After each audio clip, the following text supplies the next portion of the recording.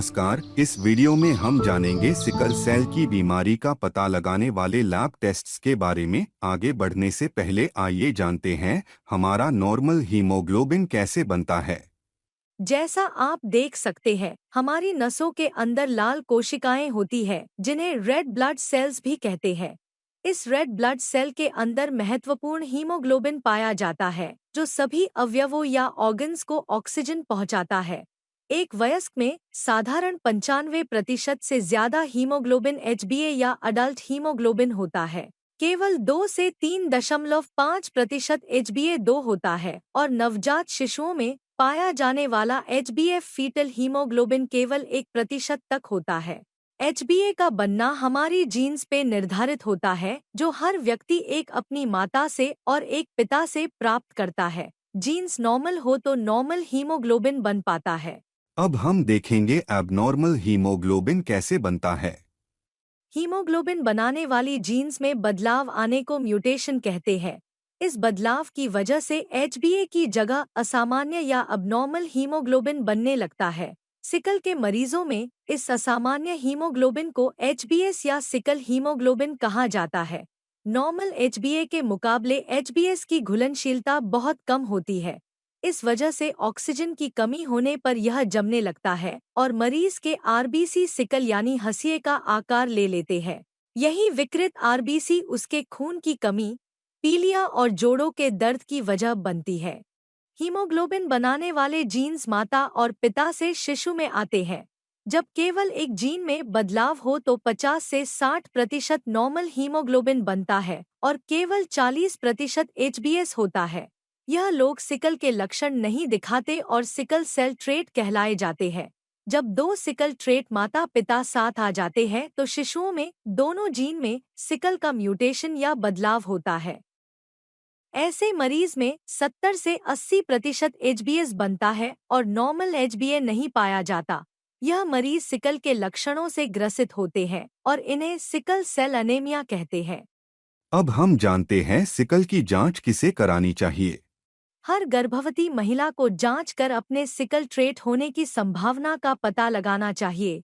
Positive आने पर पति को भी जांच करानी चाहिए ताकि गर्भ में पल रहे बच्चे को सिकल सेल अनेमिया के रिस्क का पता चल सके। जिन राज्यों में सिकल का प्रसार अधिक हो वहां हर नवजात शिशु में सिकल की जांच होनी चाहिए। पॉजिटिव आने पर जल्दी उपचार देकर इन्हें बेहतर जिंदगी दी जा सकती है। क्या आप हमें बता सकते हैं सिकल की जांच होती कैसे है। सिकल की सभी जांच मरीज के रक्त में एचबीएस का पता लगाकर की जाती है। इसके लिए कई जांचें उपलब्ध है। मरीज का 2 ml रक्त लिया जाता है। गांव, स्कूल, कॉलेज या मेलों में बड़े स्तर पर लोगों को स्क्रीन करने के लिए सॉल्युबिलिटी, सिकलिंग या कार्ड टेस्ट नाम की साधारण जांच की जाती है। इनकी खासियत ये है कि यह जांच कहीं भी बिना किसी विशेष मशीन के हो जाती है। यह केवल मरीज में एचबीएस है या नहीं यह बताती है। स्क्रीनिंग टेस्ट पॉजिटिव आने पर नजदीकी अस्पताल में दूसरी जांच से सिकल का निदान पक्का या कंफर्म करना अनिवार्य है। बड़े अस्पतालों में सिकल मरीज का पक्का निदान करने के लिए मुख्य रूप से 2 जांच उपलब्ध है। एक है हीमोग्लोबिन इलेक्ट्रोफोरेसिस। जैसा आप देख पा रहे हैं, सिकल सेल मरीजों में दोनों एचबीए और एचबीएस पाए जाते हैं और इन्हें एएस पैटर्न की रिपोर्ट दी जाती है। जबकि सिकल सेल अनेमिया के मरीज में केवल एचबीएस पाया जाता है और इन्हें एसएस पैटर्न की रिपोर्ट दी जाती है। दूसरी इससे उच्च स्तर की जांच है एचपीएलसी। यह सिकल को पहचानता भी है और रक्त में एचबीएस और एचबीए का प्रमाण माप कर बताता है। 40% एचबीएस होने पर मरीज सिकल ट्रेट की श्रेणी में आता है और एचबीएस 60% से ज्यादा होने पर सिकल सेल अनेमिया कहा जाता है। एचपीएलसी सिकल के साथ थैलेसीमिया और हीमोग्लोबिन की अन्य बीमारियों का भी पता लगाता है। सिकल का निदान करने में इलेक्ट्रोफोरेसिस या एचपीएलसी पर्याप्त है।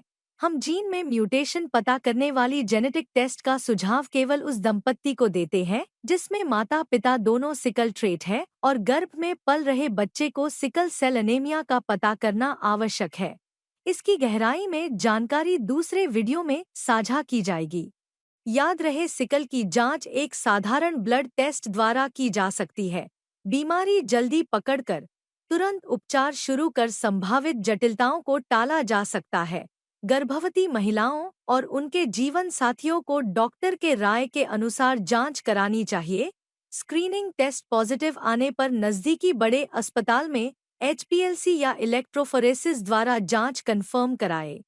सिकल जांच कराए, बीमारी का पता लगाने, बीमारी से बचने के लिए और बेहतर आयुष्य के लिए।